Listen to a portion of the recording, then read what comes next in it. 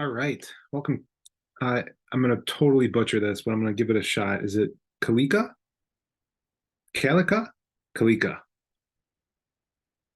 I apologize in advance for murdering what's probably a gorgeous name.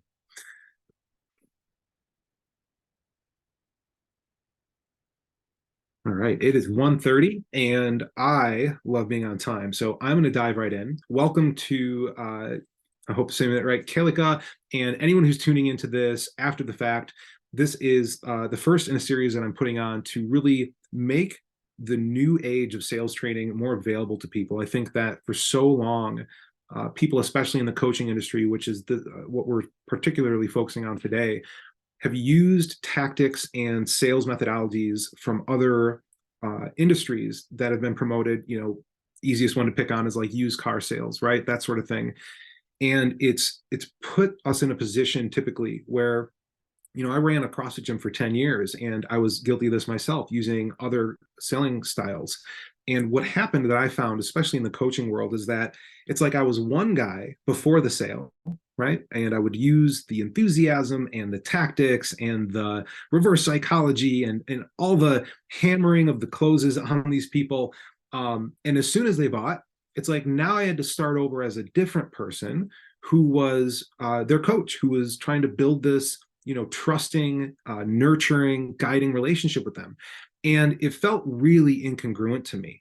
And it seemed like it made my job a lot harder because in the coaching world, really that first conversation, it's kind of like a goal setting conversation. And if they're not in a position where they actually trust you to help them, where they're sharing and they're opening up and they're putting themselves sort of in your hands so that you can guide them to whatever their goals are, it makes it a lot harder for you after the sale because now you have to go back and try to earn their trust.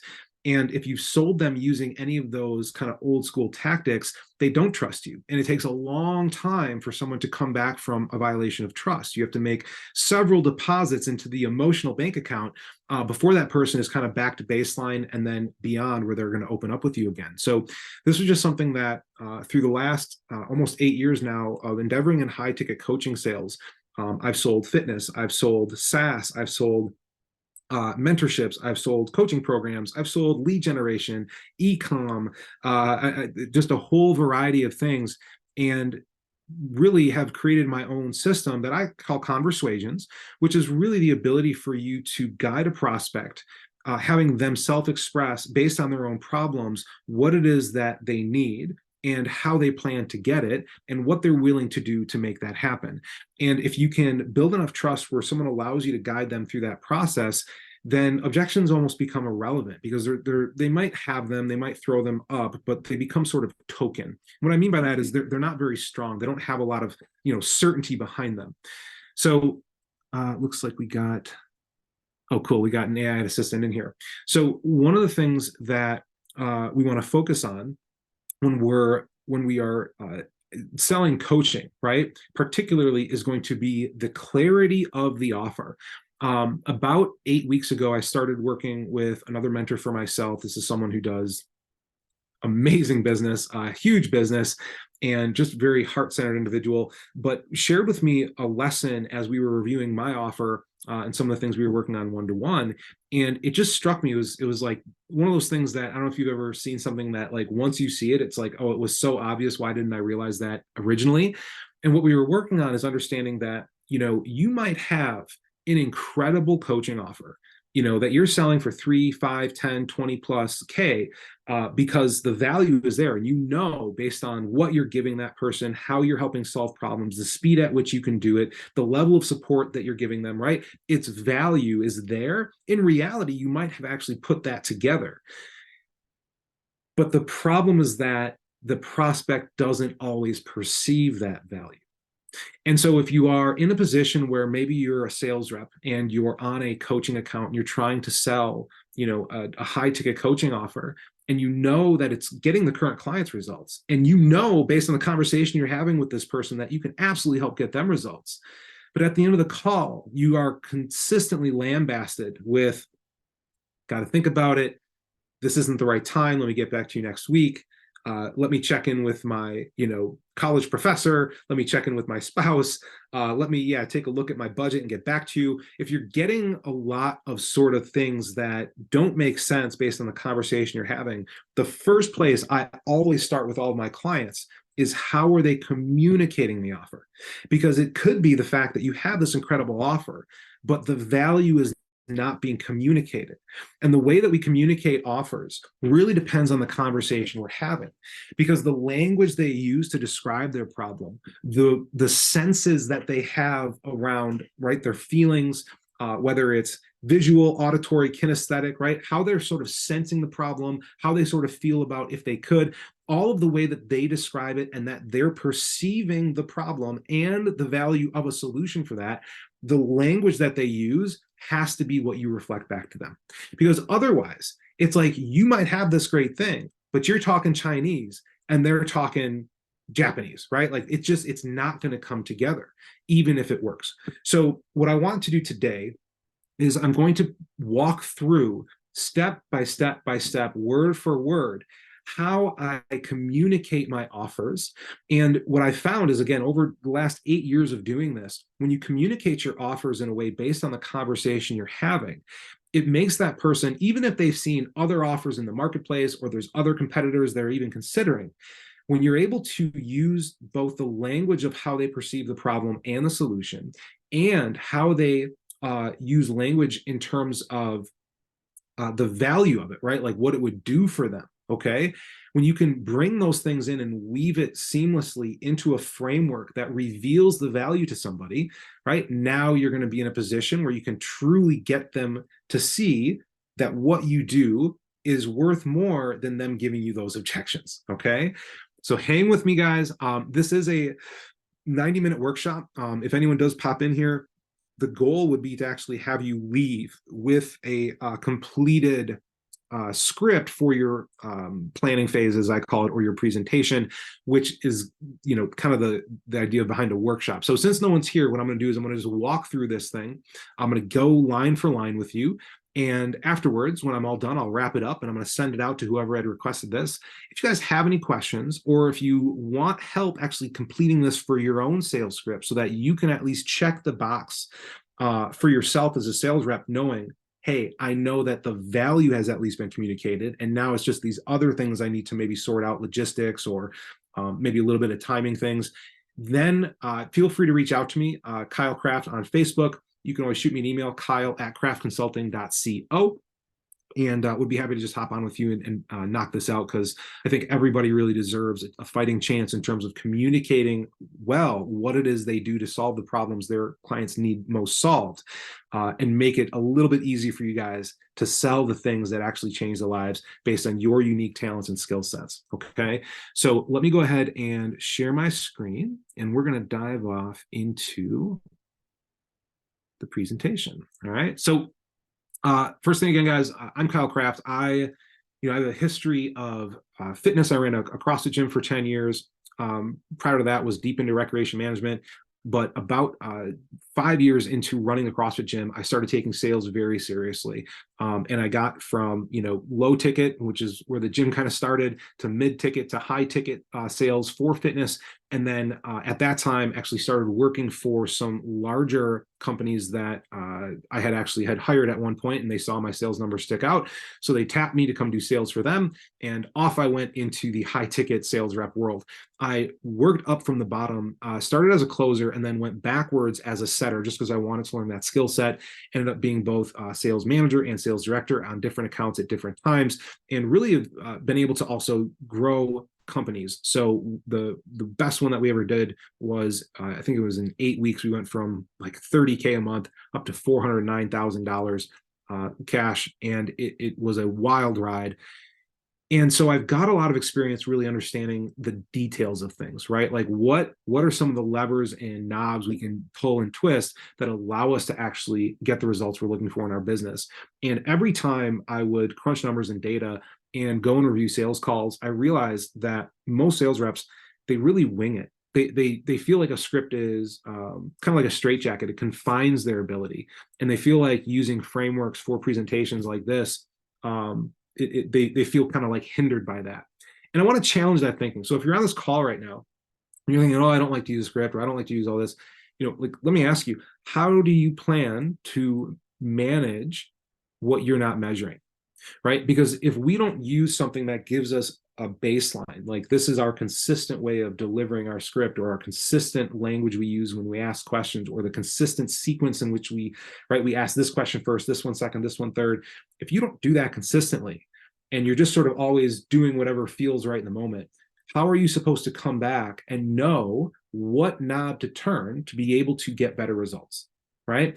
And so that's where I want to challenge your thinking is if you've never used like a strong framework before, it might be the thing that's kind of holding you back.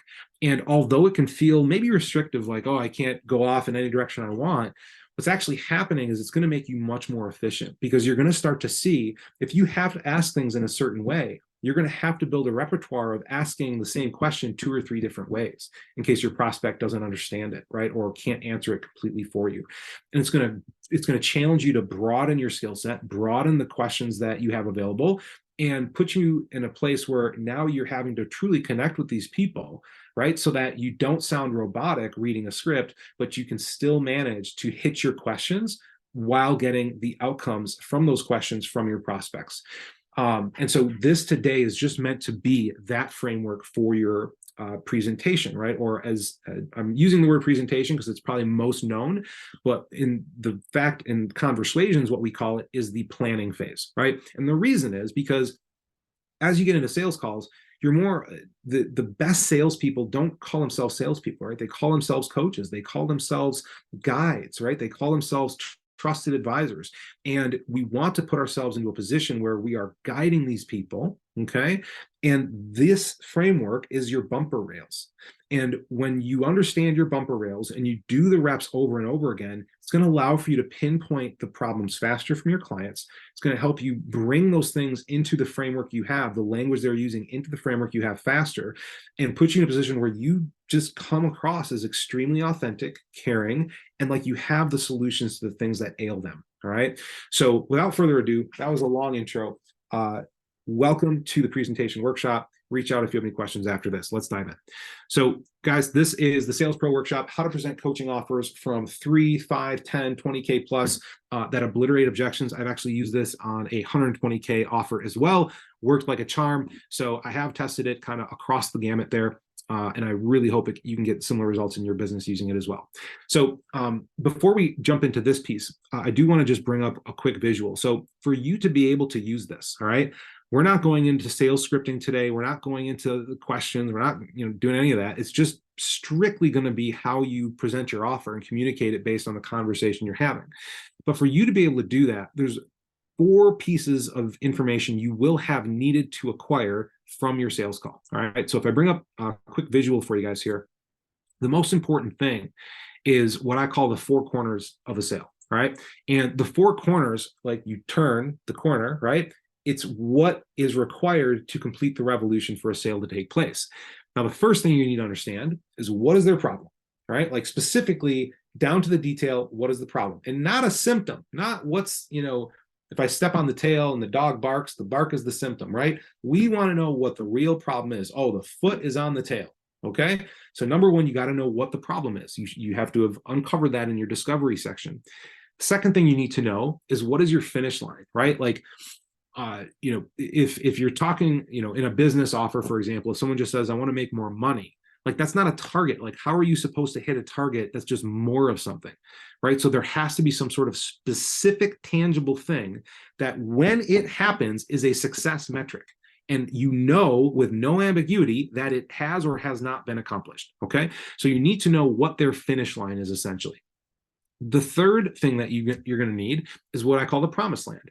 Promised land, very simple, is when they hit that finish line, when that specific success metric is hit, now what becomes possible in their life, and all the added benefit to their life based on solving that problem with that finish line. Okay. And so this is like the extended value of solving the problem. Okay.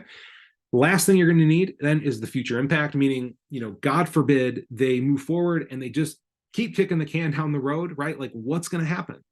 Like, if they're miserable today, are they going to be 10 times more miserable in 6 months? Like, what actually happens for them if they do not take action? Okay. Those are what I call the 4 corners. If you have the 1, 2, 3, 4 corners, then all that's left is for you to make your offer in the way we're going to go through, and then handle the execution barriers. I like to use that term, execution barriers. Objection handling is a great term. It's been around for 100 years. The problem with objection handling is it doesn't give you something to hang on to, right? Like, when you say handling, like, what are you handling? Okay. When you think about it as an execution barrier, think about it like this. Your prospect wants to buy, they want to solve their problems, and they want the right tools in the right way and the right lessons to be able to do that. Okay. And if you have that, we're going to see everybody in the best possible light. Like, we know that they want to do that, but if they're giving you something back that's stopping them, that is an execution barrier. Okay. Now, it could break down into the same things that you're going to hear from most objections, which is, value, money, time, logistics, fear, that sort of thing. But it's easier for you to look at that in a sense of, these people want to take action. How do I help them see past this, or see it from a different way that allows me to remove it? Now, we're not going to dive into objections on this call. That's something completely separate that I do with my clients.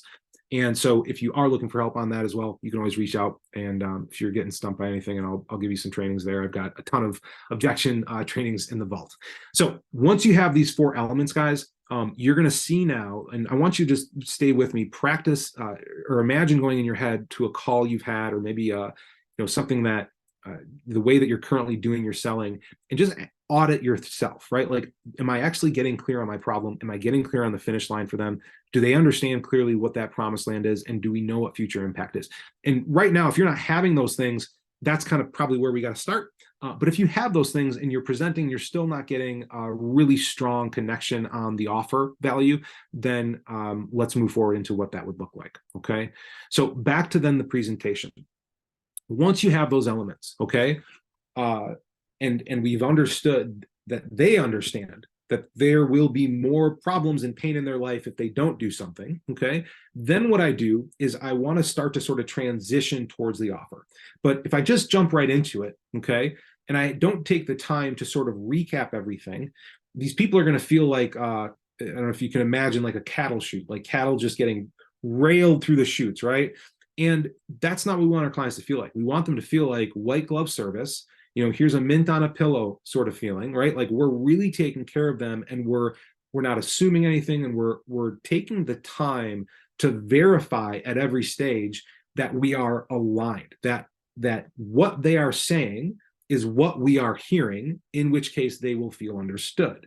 And when people feel understood, they feel valued. Okay. So the first thing I always do is a summary statement. Now, I was just, no joke, just working on this with a client on my previous coaching call. And this is something that he hadn't seen before, but it's allowing him to build a lot of trust with his prospects now before the offer. And, for me, when I go through scripts, I always look at this kind of stage, the bridging into the offer stage. If I don't see a summary, I know that you're missing out on trust you could have from your prospects, that if you have this in there, is going to change sort of how they feel about you making them an offer. Okay. Marinate on that for a second, because that's really important. So in a summary phase, right, once we've kind of gone through the four corners and we're starting to bridge towards the offer, the summary is like taking the whole call and we're recapping it back to them in a way that we're stretching the pain and we're stretching the value of the solution. Okay. And what is that doing? Well, we're creating a context now that maybe the context was like this box, okay, from the call and the discovery. But when we stretch it, now it's going to be like this. And why I think that's really important, that I see and believe has worked for me so well, is because you're creating, imagine your offer as being like a cement truck, right? Well, if you only have let's say a dugout of this depth and this wide, right, you can only put so much cement in there, and that's only a certain amount of density, meaning like the value of that is only so much. But if you can take that same cement truck and fill in something 5 times 10 times as big, right, there's going to be much more value there. So this is the same line of thinking, and we want to make sure that we've dug out the proper place for the value to land. All right, and the way we do that is through a summary stage. Now, just like I said here, so we want to build massive trust. So we summarize the entire call. We're going to weave ourselves into the solution.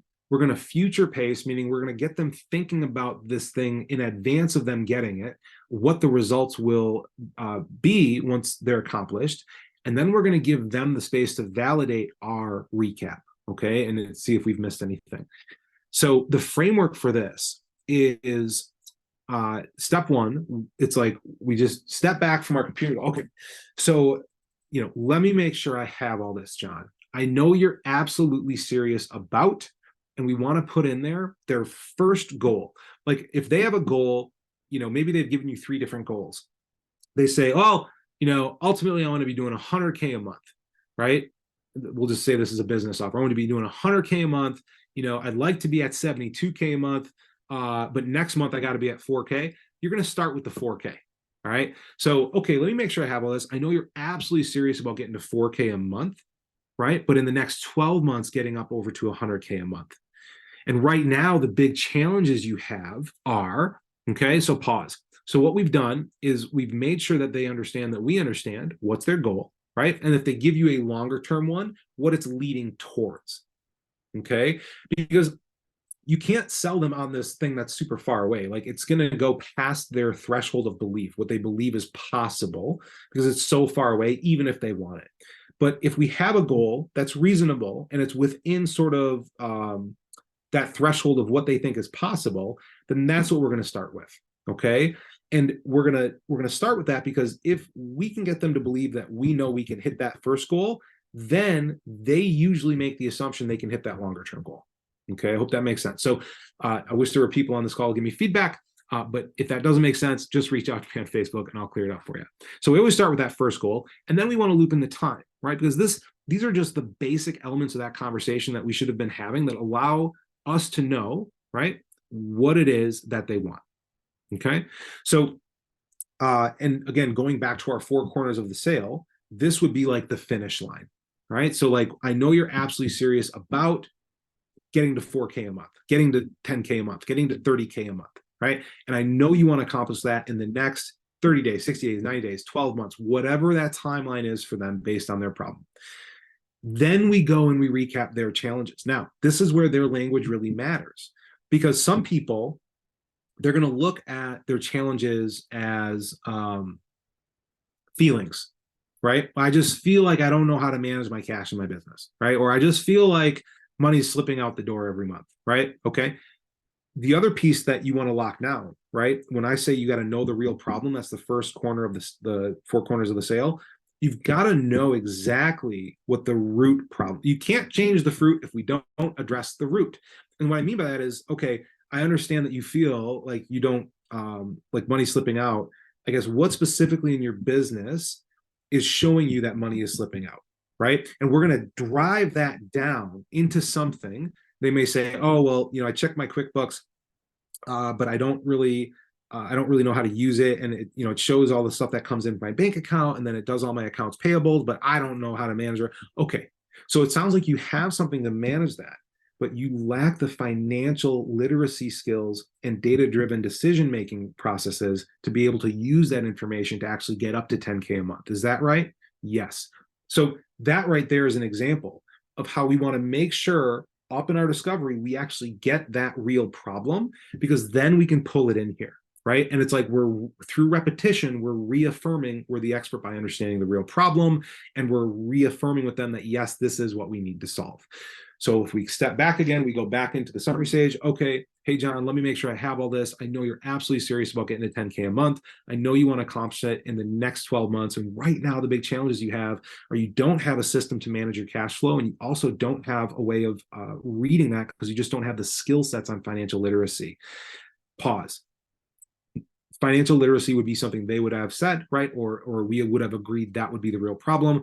Then I want to move into weaving ourselves into the solution. Okay. Why do I do that? Because we want to remind them we have the thing they need. Okay.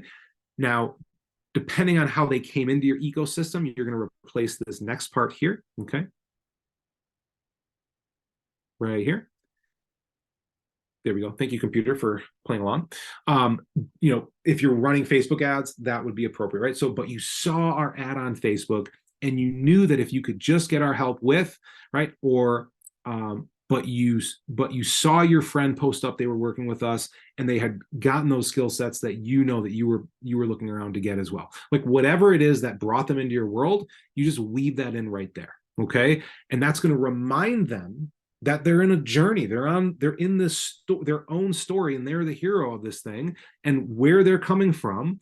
And now we just got done showing them where they want to go, and now we're going to show them what's going to happen. Okay. So, but you saw our Facebook ad and knew that if you could just get help with learning how to manage your QuickBooks and gain the financial literacy skills, you could finally get profitable up to 20 to 30% a month. You'd be able to pay yourself a professional salary of 10K per month, and God willing, set enough aside both for taxes and reserves in the bank so that you never need to feel worried that you're going to miss paying your taxes or that you can't cover your kids needing braces ever again. Did I get that right, or did I miss anything? Pause. So that right there, right, is how we weave in the outcomes that they want and lead it to the main outcome. And as I mentioned, I was just with a client on this. I studied music for 10 years. The way you really think about this recap statement as a whole is think about like a crescendo, right? In music, it's like it starts small and soft, and then it builds, and then it's big, right? And then crash cymbals. And that's kind of how we want this to land for somebody. We want to feel like, okay, let me make sure I have all this. And we start with the basics. I know you want to get to here. I know you want to get there in this amount of time, but right now what's standing in your way is this challenge, and this challenge. But you saw us on Facebook, and you knew if you could get our help with mechanism thing that you have that they need, right? Then you could finally outcome 1, outcome 2, outcome 3, and you never need to. And this is where you put in however they have communicated to you their feelings about the problem, right?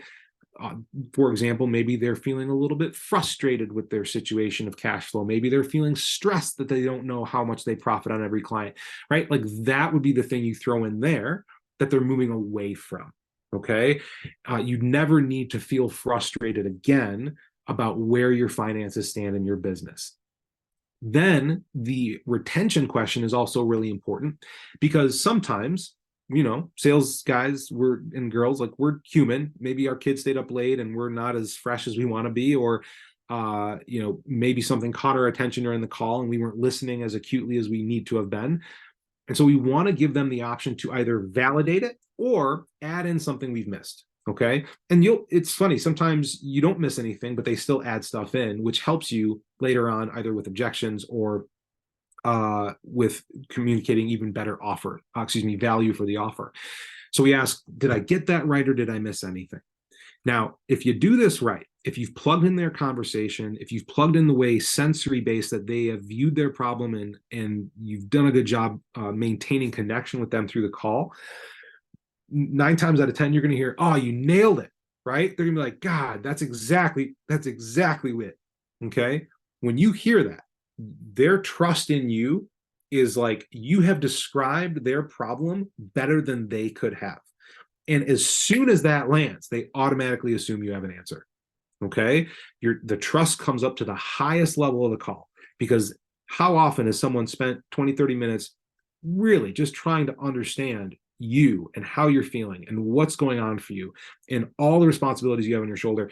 And when they can articulate it back to you in a way that you couldn't have even dreamt of, now they're like, you know what? I trust this guy. I feel safe with this person. Yeah, let's keep moving forward, right? So I do this because now, right before the offer, trust is the highest point of the call. Okay. Again, if this is unclear at all, I know I talk a lot, ha ha ha. But I want to make sure I don't miss anything, because this is like the details of this part, the summary and the recap. It's so critical. Once you have that, okay, and I have, I think, an example here. Yeah. So just so I have this right, it sounds like you're possibly, yeah. So, here's an example. We just went through another one. This one's very similar. So I can just read this so you guys have like a version of this to listen to. But okay, so John, just so I have this right, sounds like you're possibly wanting to grow your online high ticket program that lets you take home 10K per month while only working 10 to 20 hours a week. And really, you don't want to have to spend money on ads. And the way that you're approaching that right now just isn't consistently producing the results you need, which I think you said is causing a little bit of stress on you. But if you could get our help and start booking more calls so you can convert more leads into paying clients, that's going to grow your revenue, which will allow you to pay yourself a professional salary. And now you're finally going to be able to feel like you can take your family on vacation. Did I get that right, or did I miss anything? Right? And now he's going to be like, dude, you nailed it. I can't tell you how important this is and how nobody is doing this.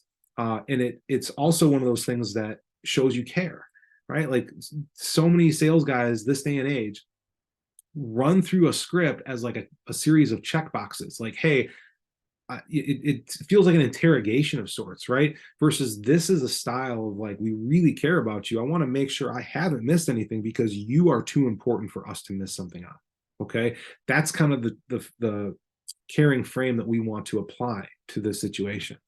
Now, once we've done that, and I know that was a lot, okay, I went into super deep detail there. It's really important though. And if you have previous sales calls where, like, as a professional sales rep, you're recording the data from your calls, right? Like, what are they saying about their problems? What are they saying about the impact of those problems? What are they saying about the solutions that they desire and the outcomes that they want? If you have all that language, you can pretty much build this out ahead of time and then customize it based on the conversation you're having, okay? Which is what I would recommend you do, all right? So you can screenshot this and build your own.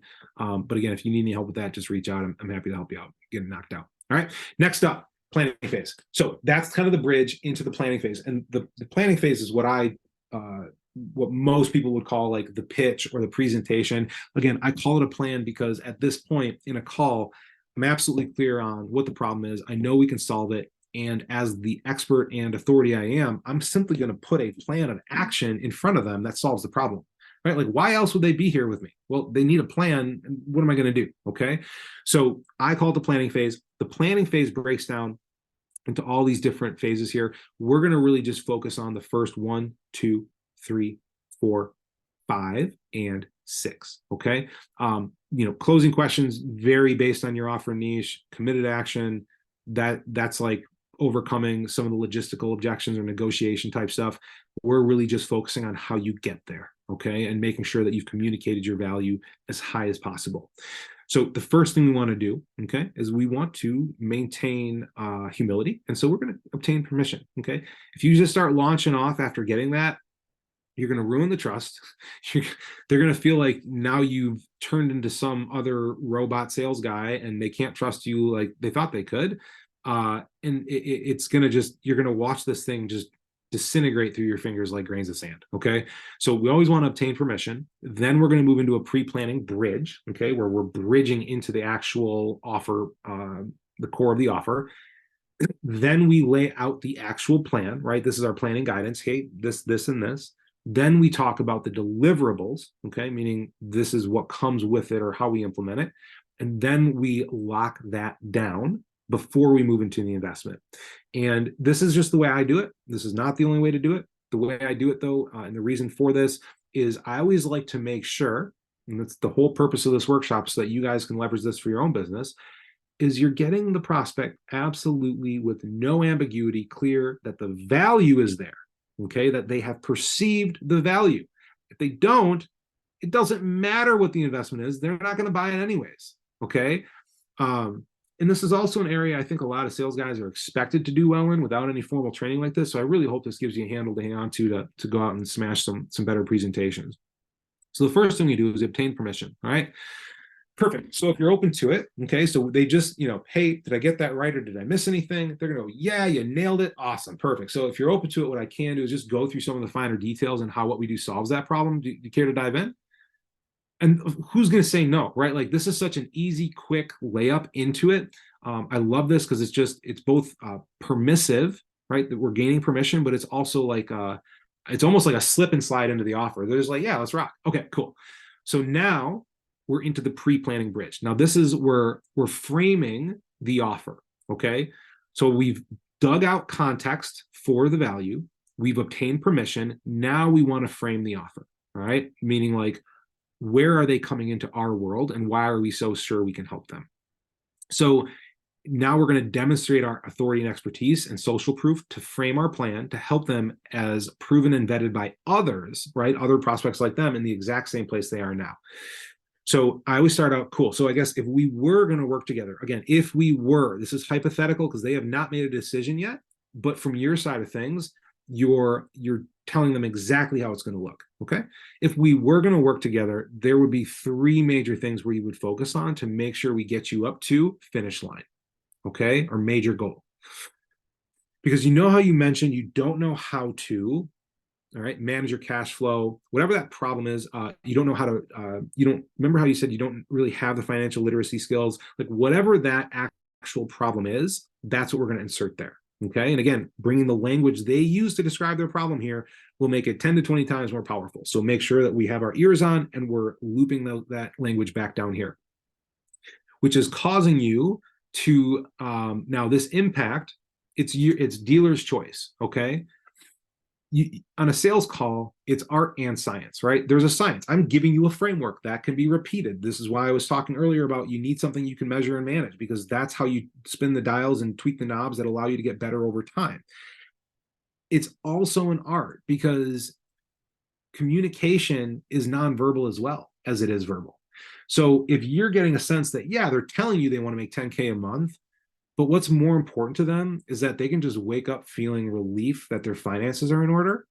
Maybe that's the bigger impact and the bigger outcome that they're looking for.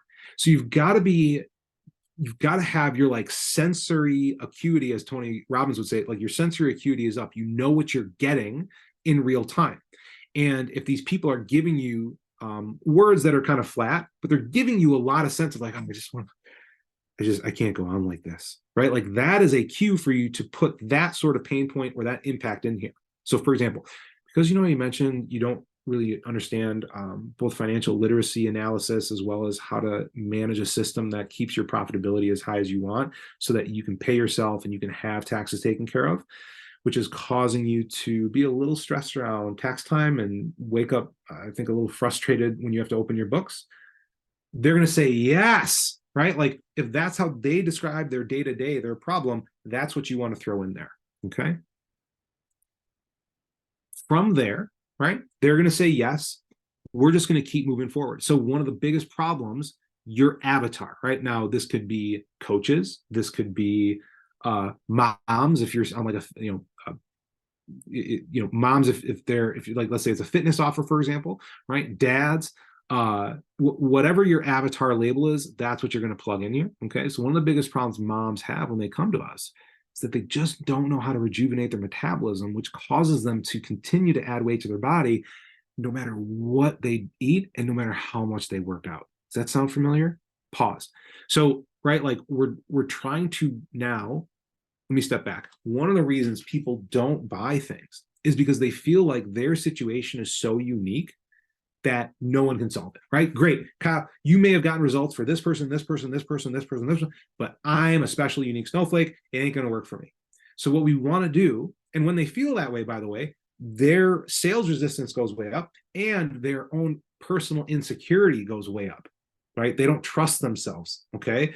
So what we want to do is we want to normalize their problem. And when we normalize it, it makes them feel like, okay, there's hope. Like I'm not the first person that's had to deal with, this problem. So that's what we're doing with that. Once we get through there, Now we explain to them what the solution is going to be. Okay. So the way we solve that, now this is different than I've seen anyone else do. If someone does it like this, let me know. But what I do is I loop in the mechanism. Okay. Again, remember before how we destroyed their mechanism of like what they were doing isn't working. Okay. What we want to do now, God, I hope we were talking about that on this call, or was it my coaching call earlier? So essentially, what, like for someone to buy, they need to realize what they're currently doing isn't going to actually get them there, right? And so that's why that last question, the future impact of the four corners of the sale, when you get that, that helps them realize that, because they're like, oh, if I just keep doing what I'm doing, I'm going to get what I've always got, that sort of thing. Okay. So that should already be off the table. And now what we're doing is since that mechanism, whatever they were doing is broken, we insert the thing that will work for them. And what I insert is I just give a label or a name to the mechanism. So let's say, let's go with the fitness thing. Let's stick with that. Okay. So the way we solve that for clients like you is we deploy the, badass women's metabolism rejuvenation, accelerator program. I know that's really long, right? But you want to put that specific branding mechanism in there, okay? And if you've done a good job with your mechanism, it should both lead towards them realizing like what outcomes it creates, as well as create a little bit of curiosity for them to want to hear more, okay? So the way we solve that for clients like you is we deploy the Mama Magic, metabolism blaster, because if we get you in there, there would be three major things that we need to focus on to get you down to 135 pounds, up from 190 where you're at today, which is the only thing this product is designed to do, or this program is designed to do, okay? Or this coaching program is designed to do, however you want to say it for you, okay? But now with that statement, look at this right here. We are hammering certainty, okay? Because one of the things that we have to start building up in their minds is not only do we understand them, we understand their unique situation, we've reflected back to them and they feel understood, they trust us, we've gained permission, we've now reiterated to them how what they're dealing with is normal and that there is a fix to it. Here is the fixed name, and then we just hammer our language around certainty, which is the only thing this product is designed to do, right? It doesn't open cans, it doesn't cut your lawn, it doesn't clean your gutters, it takes fat off your body at a consistent rate of 2.2 pounds every 9 days, so that in 6 months you have lost your X amount of pounds, right? Like that's the kind of thinking we want to be in at this point, is we want to be absolutely certain in ourselves that this mechanism solves their problem, period. Okay. Now, we don't want to come across as aggressive. So depending on how they're feeling, you're going to match sort of your tonality, and you're going to allow yourself to build certainty while sounding very casual, while sounding like a friend. Okay. So one of the biggest problems that moms have, at least that we've come across when they come to us, is that they just don't know how to rejuvenate their metabolism, which causes them to, whatever diet they're on or however much they're working out, to continue to add weight to their body, causing them to feel a little bit more frustrated because they are working so hard. Does that sound familiar? Yes. So the way that we solve that for clients like you, Catherine, is we deploy the Fat Booster Accelerator. Because if we invite you in, there's only three major things that we're going to focus on to get you to your 20 pounds weight loss goal, which is the only thing this product is designed to do. Okay, pause. Now, that's how we want to really communicate that part, right? And now we've built up curiosity. The next level is we're going to break down what all goes into it, all right? But before we do, the only other thing I want you to see here is this. If we invite you in, okay? Now, you've got to understand you can't say this part aggressively, all right? I'm calling myself out on this. This is what we call a conditional statement. If we invite you in, from their side of the table, what we're wanting is for them to sort of perk up and like have them desire to want us to want to invite them in, right? It's like if you go, it's like you're at somebody, relative, or you're a guest at somebody's house, like you want to be in your best behavior because it's a new setting for you. It's the same thing here. Like we want them to sort of step up and like be like, oh, like if we invite you in, right? It's a subtle thing, but you can't you can't outright, like, you can't be blatant about that piece, right? Hey, if we invite you in, there's three, like, right, that's kind of weird and dickish. So just step back. It's like, hey, if we invite you in, right, like, it's conditional in the sense that it creates curiosity. Like, they need to hear more now about why wouldn't they be able to get in, right? Like something like that. So it pulls them forward in the conversation. So if you're not comfortable using it, you don't have to. I find that it's a great sort of lead into this part, because their focus is really going to be on this, especially when you hit what their specific goal is. But their subconscious will have heard it. Okay, so that's that part. Now we bridge out of the pre-planning phase, right? So we've normalized the problem, we've labeled the mechanism, we've created conditions for us to help them, and now we bridge into it, all right? So this is the last thing we say is, okay, now the first thing we fix has to do with what you mentioned regarding, and we want to pull their logical problem into this and the outcome, okay? This is like if they have like 10 things they want, this is like the main problem and the main outcome. So the first thing we'd have to fix that has to do with what you mentioned regarding, I got to pick an offer. I'm thinking both fitness and cash flow now. So let's go with fitness. Now, the first thing we'd fix has to do with what you mentioned regarding sort of your nutrition to get you to the 20 pounds off in the next 6 to 8 weeks. And then we go right into it. Okay. Now, so let's pause for a second. Up to this point, guys, I know I talk a lot and I give a ton of information here. If you have to go back and watch a few times, please do. But we've really set the stage now. I hope you guys are able to see how all of this, right? Like everything we just did is just so that we can get to this point, right? The biggest mistake that I see sales guys make is they just dump into the offer. It's like you have all this ammunition from the discovery phase. You have their problem, you have the promised land, their finish line, the future impact. You've got all this great stuff that they've shared with you, but it's like we don't use it to create more value on the front side, right? Because like the way people judge things is always based on contrast, right? Like what something is in the foreground depends on what's on the background. So it was kind of like my bad cement analogy. If someone just sees this as, oh, I need to lose 20 pounds versus, oh, I need to lose 20 pounds so I can be a better mother and a better role model for my kids, and I'll have the confidence to go on the vacation and wear the bikini I want, that's a completely different context, is it not? So that's why we take the time to really listen, get those elements out in the conversation, but now you have a place to put them that builds value, right? Because you cannot reveal value to someone that you do not know what it is valuable to them. So now that we've done that, we've set the stage, so to speak, now we go into the real show, okay? And that's where planning guidance comes in. So here, what we're going to do is we're going to create what's called a knowledge gap. Knowledge gap is just you based on your authority and expertise. It's an opportunity before you present your offer, every leg of your offer, right? Like most offers have 3 legs. So for example, a fitness offer is going to have, a nutrition leg or pillar.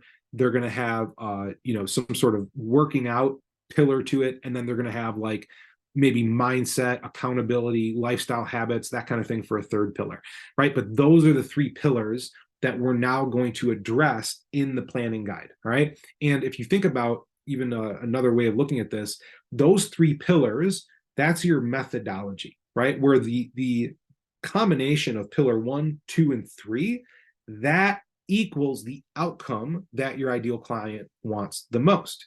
So what we do is we break those down, 1, 2, and 3. And what we do is we teach them something new about that pillar.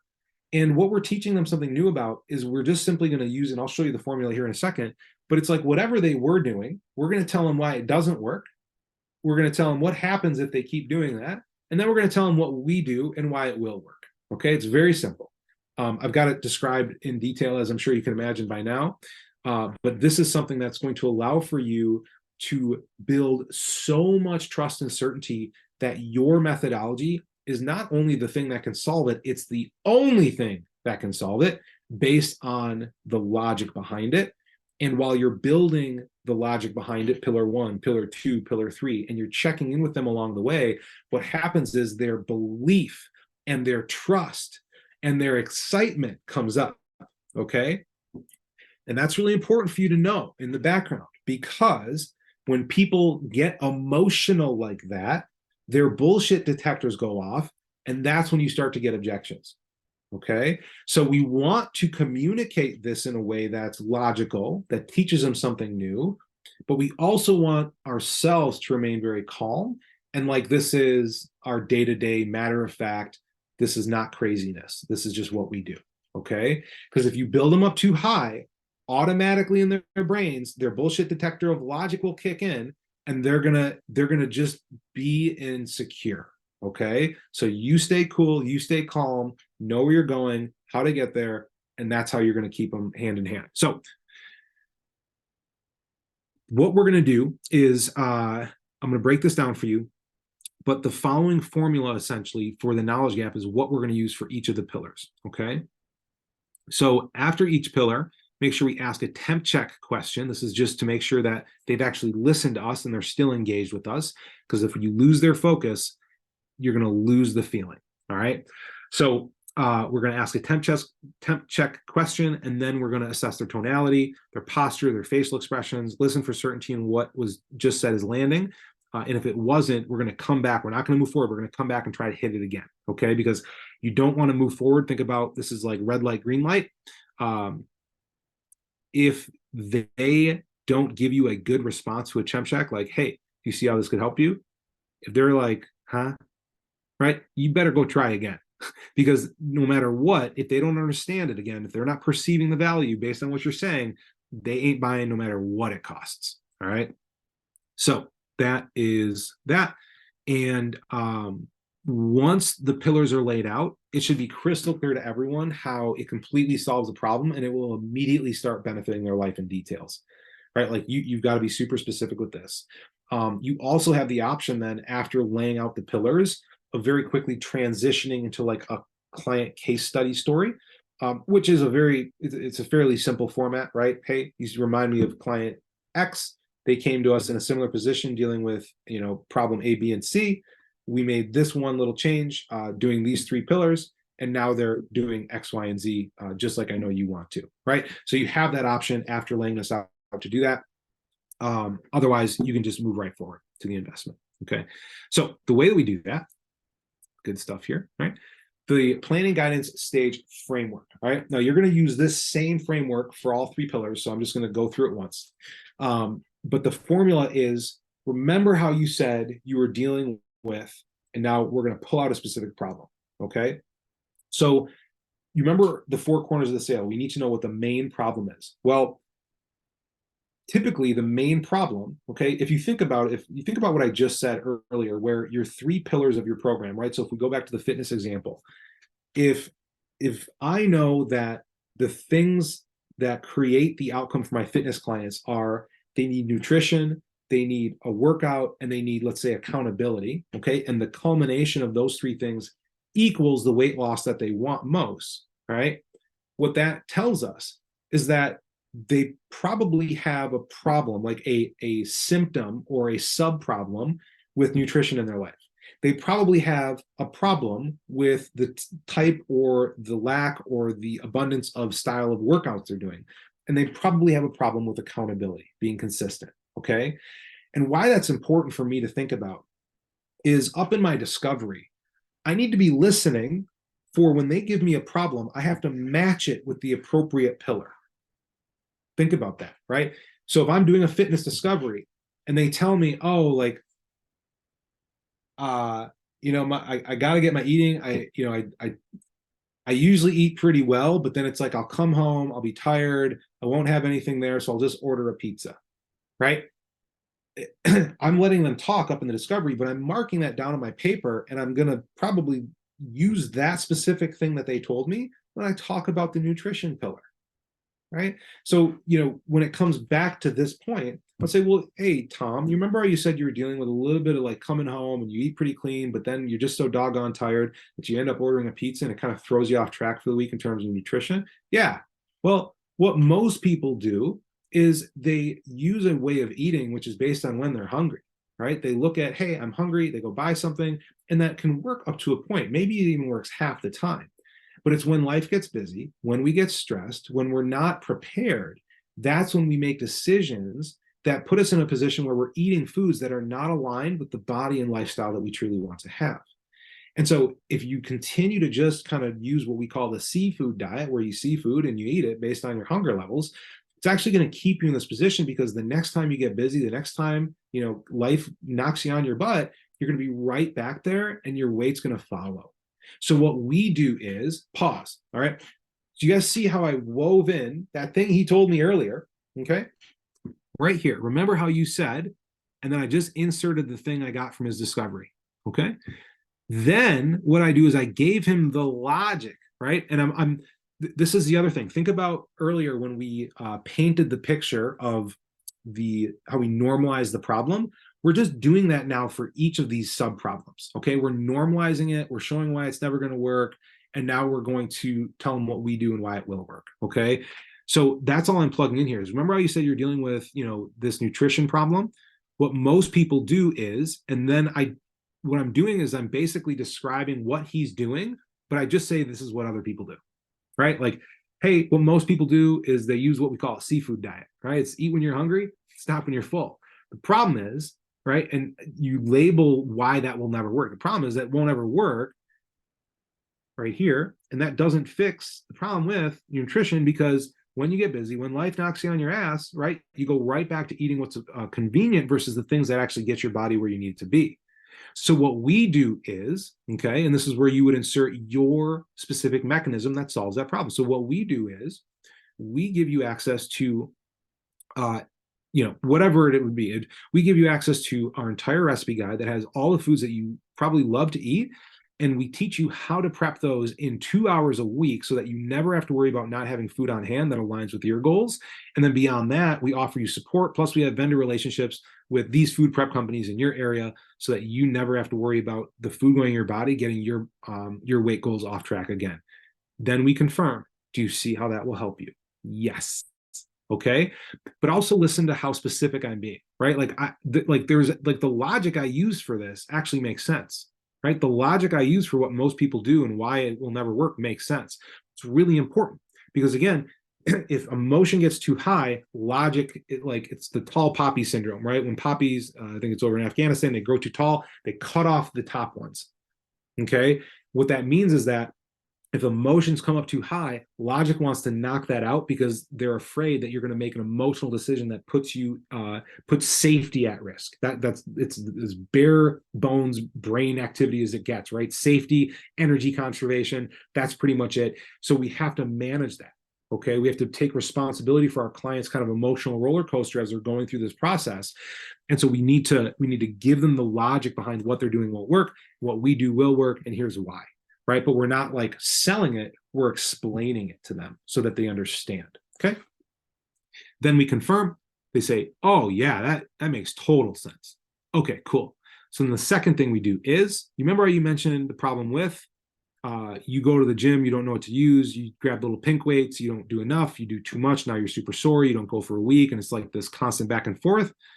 Yeah. Well, what most people do is they just go to a gym and they feel like having a gym membership or just going once a week and getting a little sweat on is actually driving them forward, when really what it's doing is it's creating, right? And I would go into the description of what most people do and why it doesn't work. Oops, I just screwed this all up. All right. And then I would do the same thing for pillar 3. Okay, so it's the same formula. We wrap it 3 times.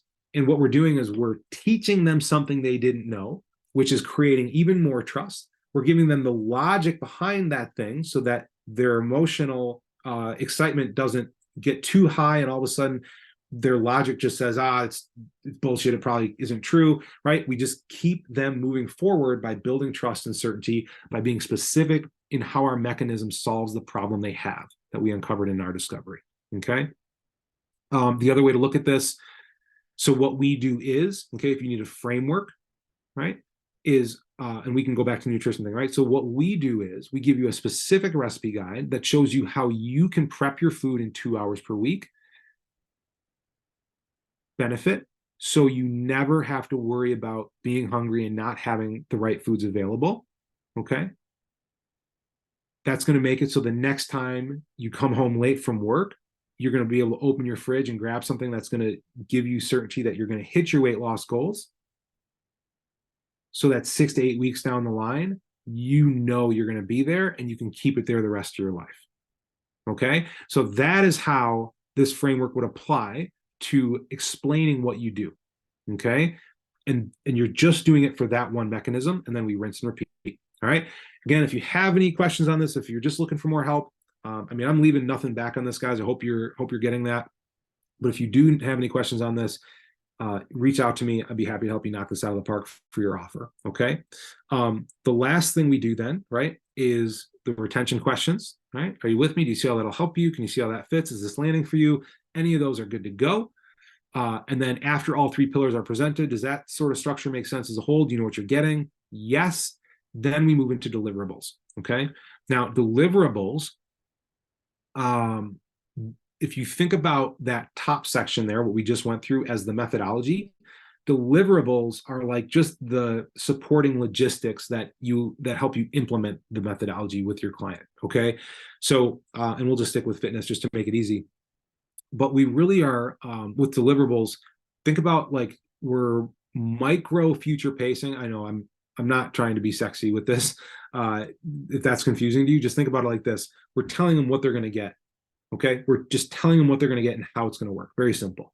So we want them to know and sort of see pictures in their mind of what they're going to tangibly get for how long, how long the service is, what type of service it is, what they can expect from that service, any key elements of the experience that, showcase how they're going to be taken care of in the process of implementing those things, right? We're going to give you a coach, we're going to do these things. So the way I outline that, okay, first you get access to, let's see here. Most coaching offers are going to have some sort of coaching element and like a portal. So I would probably say, first you get access to the portal.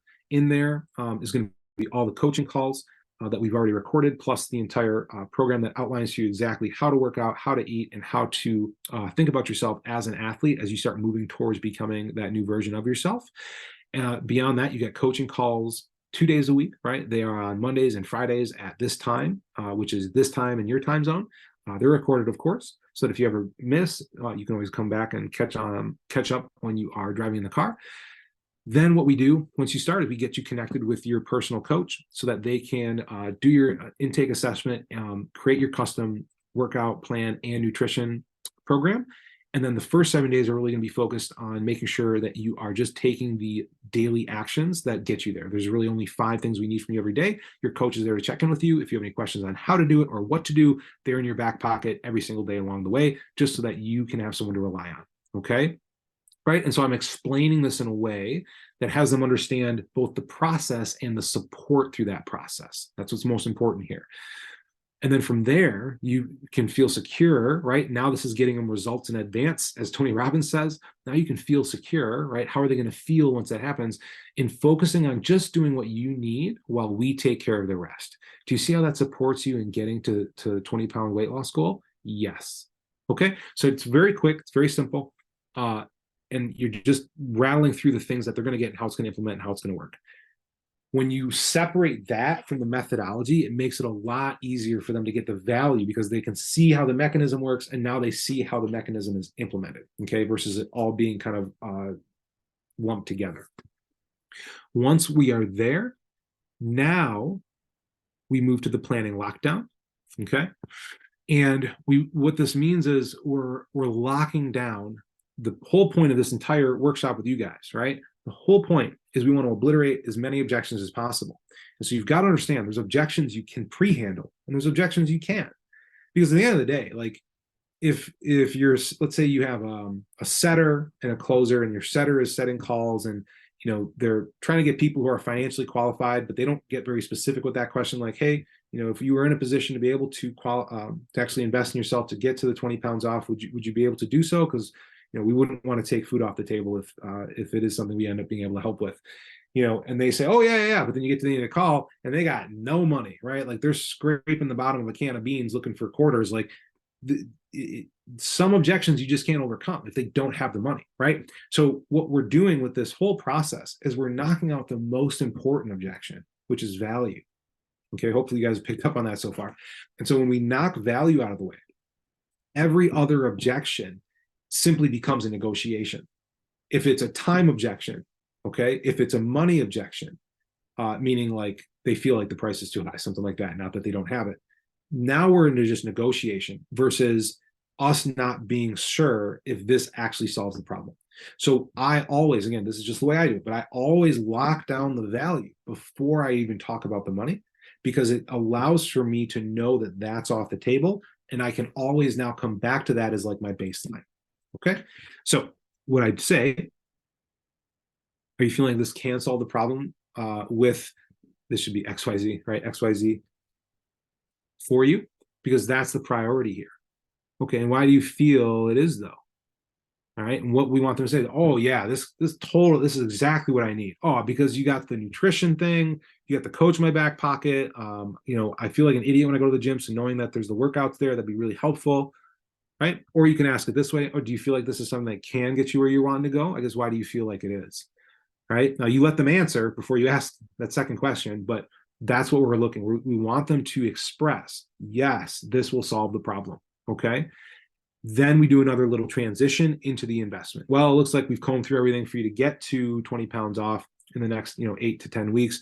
Really, the next step is just to cover the investment for you to get smashing. Is that appropriate to run through at this time? Yes. Okay, cool. Right, or usually at this point, we just go over the funding needed for us to be able to come in and get you set up with XYZ program so that you can get into action and start getting the weight off starting tomorrow for yourself. Would that be appropriate? Yeah, let's talk about that. Okay, so we transition into the investment. Okay, and then for the investment, this now is what we've built the entire call to, right? Everything is for this moment, right? Because if we could just go up and say, hey, pay me money and I'll solve this, we would. It doesn't always happen. Right, so what we've done is we've taken them through this massive process of them getting crystal clear on the context, the value, what's included, how it's different, why what they're currently doing will never work, and why what we do not only will, but it's the only thing that will.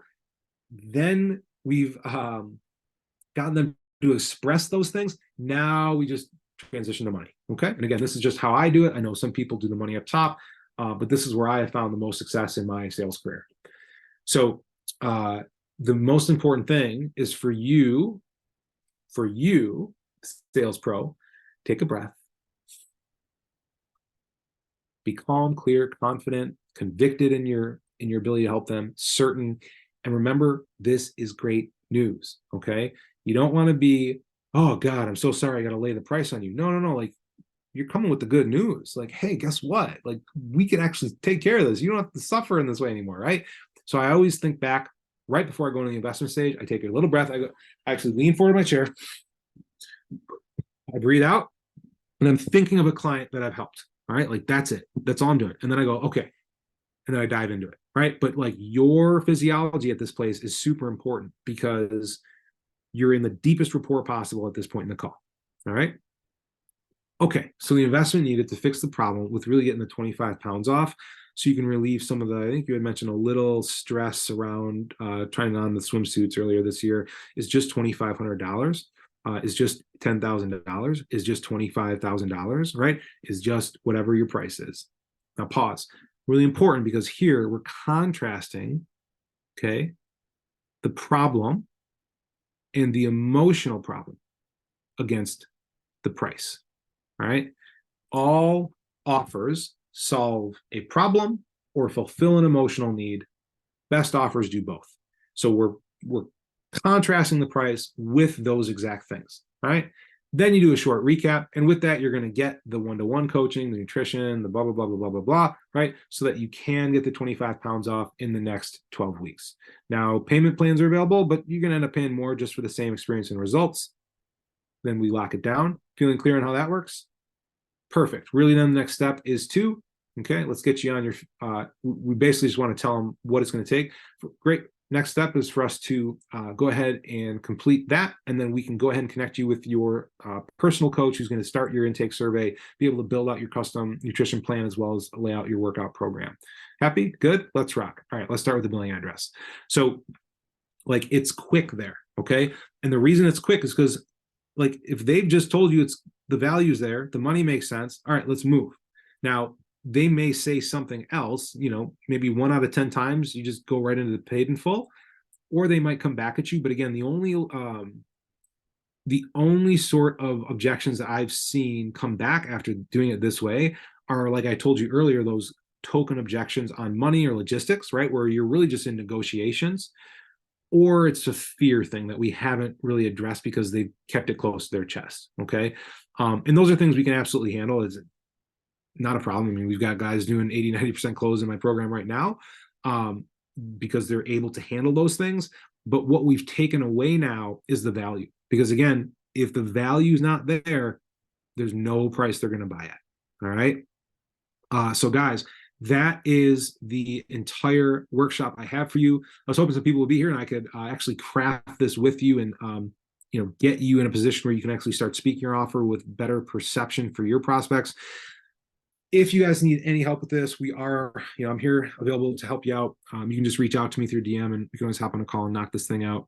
And other than that, I truly mean this from the bottom of my heart. If you're a coach with a skill set, if you know you have an offer that helps people, my mission in life is to make it so that it is easy for you to sell the things and the programs and the services and the unique skill sets you've been refining for your career to the people that need it most, so that not only can you make an impact there, but you can feel good about the way that you're selling and you don't have to recreate these high pressure tactical scenarios and then become this friendly coach after the sale is made. I want you to feel congruent. I want you to feel authentic. I want you to feel like you go into this thing as you, and the only thing that you have to lean into is your coaching and your belief and your care in your clients.